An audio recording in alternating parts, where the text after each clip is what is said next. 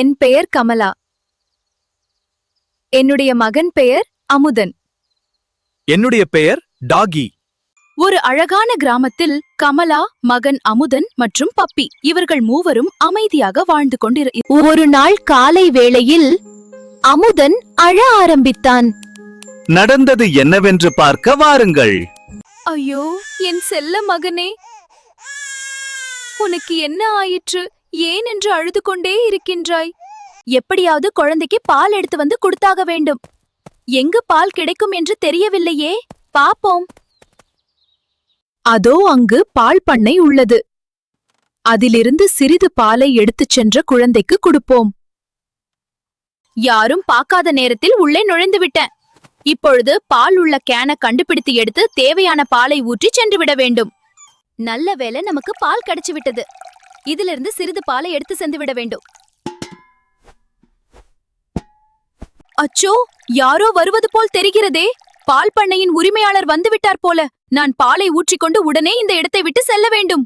நல்ல வேளை, பால் உரிமையாளர் பார்ப்பதற்குள் அந்த இடத்தை விட்டு வந்துவிட்டேன். விரைவாக சென்று அம்மாவிடம் இந்த பாலை கொடுத்து குழந்தையின் பசியை போக்கி விடுகிறேன்.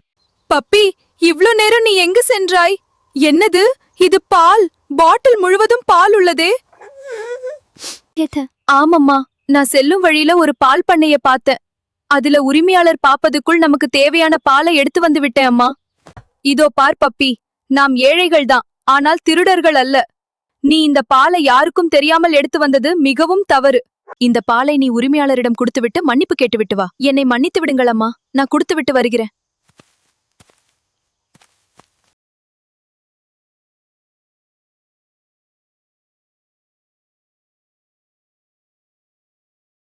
ஹாய் பப்பி, நீ யார்? உனக்கு என்ன வேண்டும்? எதற்காக நீ என்னுடைய பண்ணைக்கு வந்துள்ளாய்? பப்பி, நீ என் பண்ணையிலிருந்து பால் எடுத்துச் செல்வதை நான் பார்த்தேன். இது போன்ற செய்வது மிகவும் தவறான செயல். ஐயா, என்னை மன்னித்து விடுங்கள் ஐயா. எங்களது வீட்டில் குழந்தை பால் இல்லாமல் அழுது கொண்டே இருந்தது. கையில் காசும் இல்ல. அதனால் எனக்கு என்ன செய்வது என்று தெரியாமல் உங்கள் பண்ணையில் நீங்கள் இல்லாத நேரத்தில் பாலை எடுத்து சென்று விட்டேன். அதற்காக நான் மிகவும் வருந்துகிறேன் ஐயா.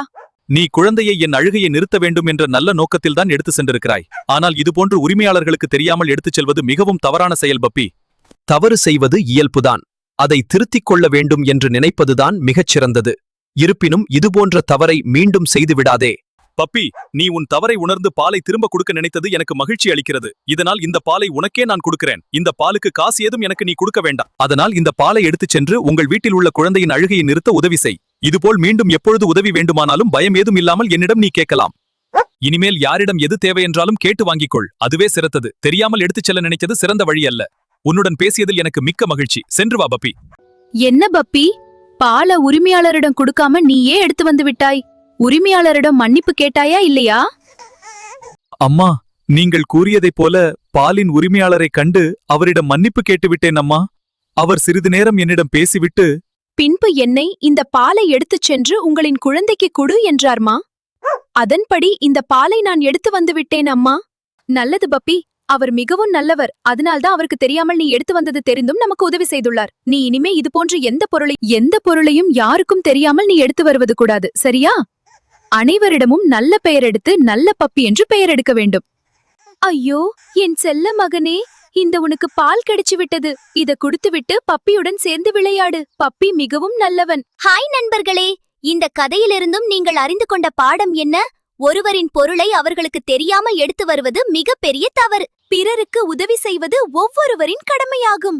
இந்த உதவியும் நல்ல மனதுடன் செய்தால் அதனுடைய பலன் பல மடங்கு கிடைக்கும். ஆகையால் நண்பர்களே, நல்லதை நினைப்போம், நல்லதை மட்டுமே செய்வோம். திருட்டை வெறுப்போம். வாழ்க்கை அழகானது. அதில் பிறர் மீது அன்பை காட்டி வாழ்வோம். சரி நண்பர்களே, இன்றிலிருந்து நீங்கள் ஒவ்வொருவரும் எடுத்துக்கொள்ள வேண்டிய உறுதிமொழி என்னவென்றால், திருடி திசை மாறி போவதை விட நல்லதே நினைத்து நல்லதை மட்டுமே செய்து நலமுடன் வாழ கற்றுக்கொள்வோம். சரி நண்பர்களே, மீண்டும் இது போன்ற சுவாரஸ்யமான கதையுடன் உங்களை சந்திக்கிறேன். நன்றி. நீங்களும் மறக்காமல் எனக்கு சப்ஸ்கிரைப் பண்ண வேண்டும் நண்பர்கள். This is Anna Magic, the story fully magic. Like and subscribe.